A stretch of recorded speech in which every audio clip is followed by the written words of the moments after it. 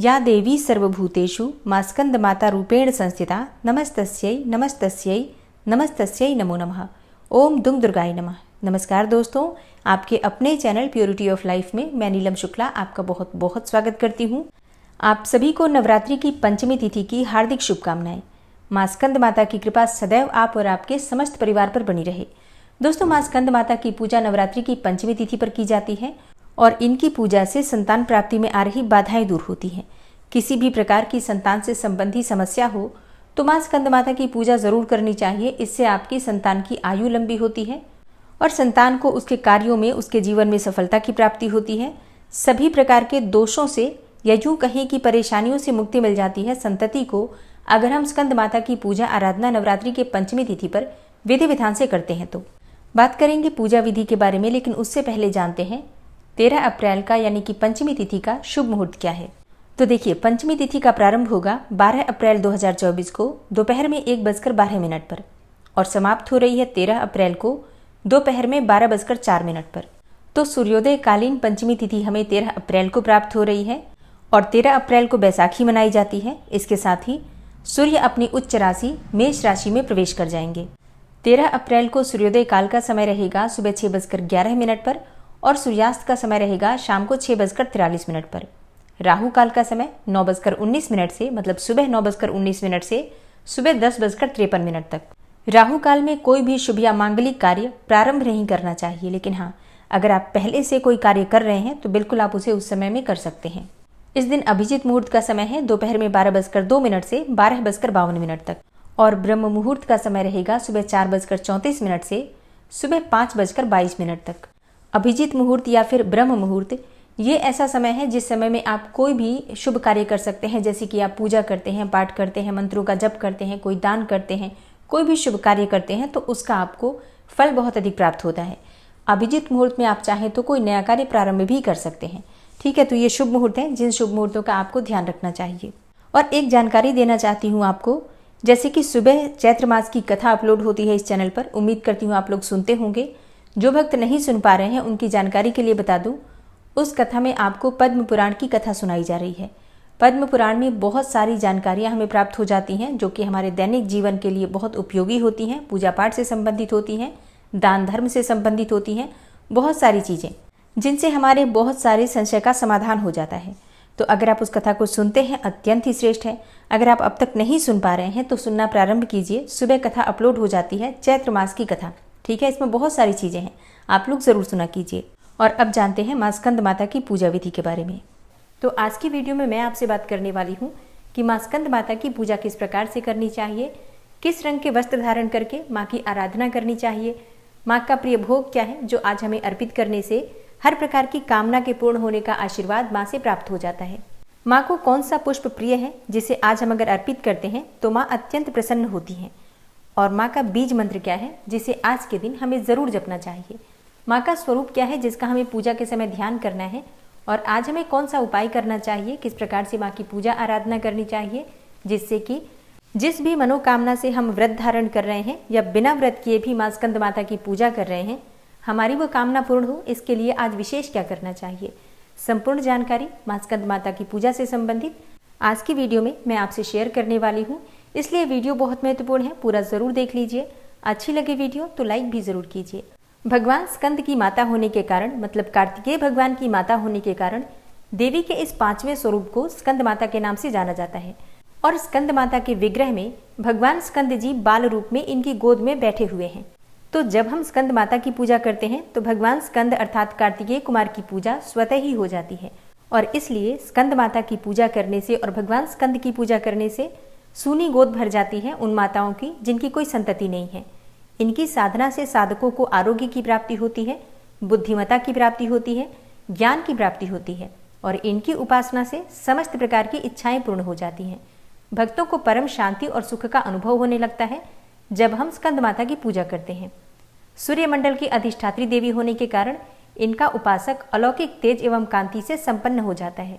तो अगर आपको संतान प्राप्ति की कामना है या फिर आपके पास संतति है लेकिन बीमार रहती है या फिर आपकी बात नहीं मानती है, किसी भी कारणवश अगर आपको संतान का सुख नहीं मिल पा रहा है या फिर संतान से सुख नहीं मिल पा रहा है, तो माँ स्कंद माता की पूजा जरूर करनी चाहिए।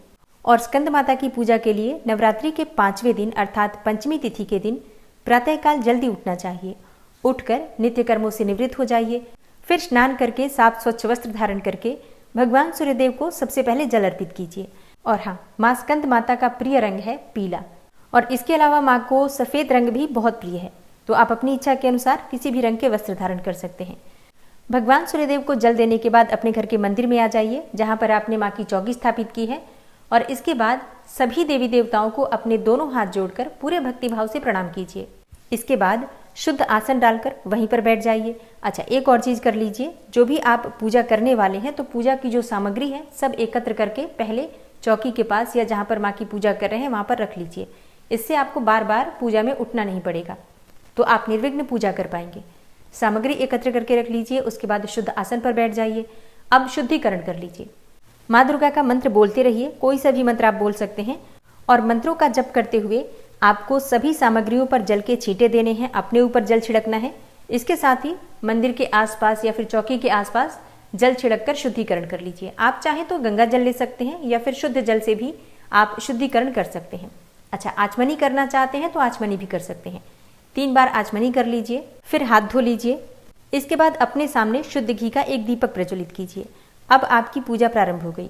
अब थोड़ा सा जल अपने आसन के पास डालकर अपनी 2 उंगलियों से उठाकर अपने मस्तक पर लगाइए 2 बार, और अब आप अपने आसन पर से तब तक नहीं उठ सकते जब तक कि आपकी पूजा पूर्ण नहीं हो जाती, इसलिए सामग्रियों की व्यवस्था पहले कर लेनी चाहिए।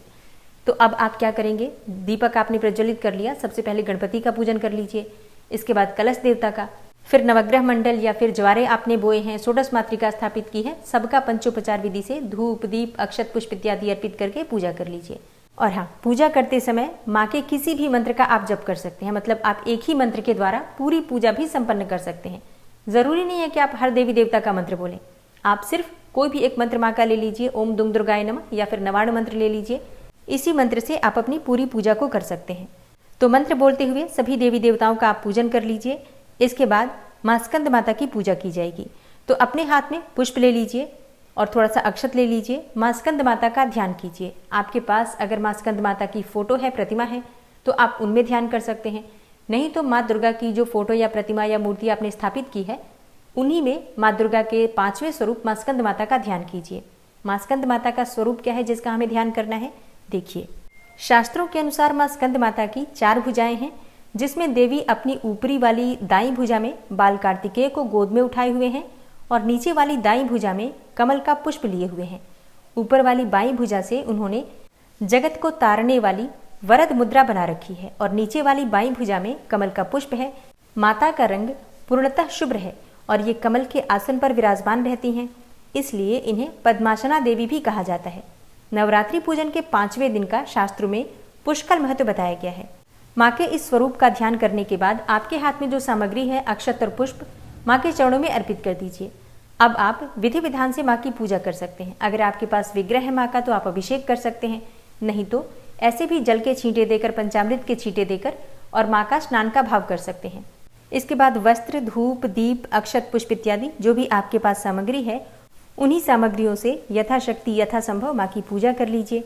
अब माँ को भोग क्या अर्पित करना है, देखिए। माँ का प्रिय भोग है केले का भोग। माँ स्कंद माता को केला अवश्य अर्पित करना चाहिए। इसके अलावा आप चाहें तो पीली या फिर सफ़ेद रंग की मिठाई अर्पित कर सकते हैं। और हाँ, खीर में थोड़ा सा केसर डालकर भी आप अर्पित कर सकते हैं। मतलब केसर युक्त दूध या फिर केसर से बनी हुई मिठाइयाँ माँ को आप अर्पित करते हैं तो माँ अत्यंत प्रसन्न होती है। देखिए, माँ स्कंद माता को पीला रंग बहुत प्रिय है, इसलिए माँ को आज पीली चूड़ियाँ, पीला चंदन, पीले पुष्प, पीला फल और पीली चुनरी अर्पित करनी चाहिए। माँ स्कंद माता को पुष्प कौन सा प्रिय है, देखिए। माँ को वैसे तो पीला पुष्प बहुत प्रिय है, इसके अलावा आप चाहें तो लाल गुड़हल या फिर गुलाब के पुष्प भी अर्पित कर सकते हैं। माँ स्कंद माता का बीज मंत्र है ह्रीम क्लीम स्वामिन्य नमः। एक और मंत्र है ओम स्कंद मात्रे नमः। एक और मंत्र नोट कर लीजिए, ओम देवी स्कंद माताए नमः। इन सभी मंत्रों में से जो भी मंत्र आप जपना चाहते हैं अपनी इच्छा के अनुसार जप सकते हैं।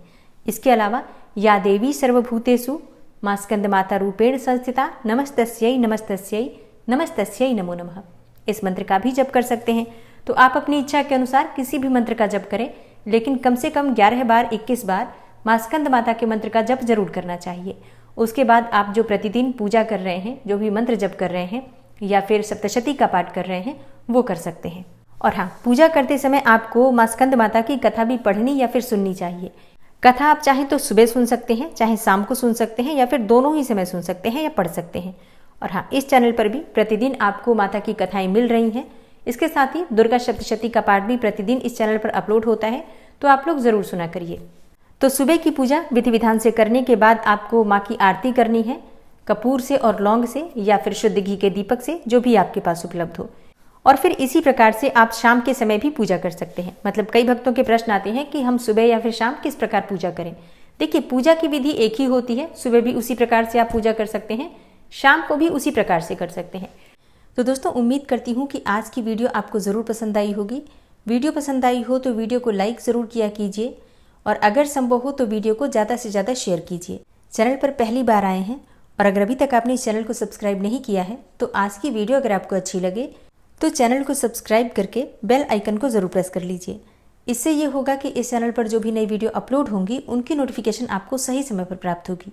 मिलती मैं आपसे अगली वीडियो में, तब तक के लिए जय श्री राधे।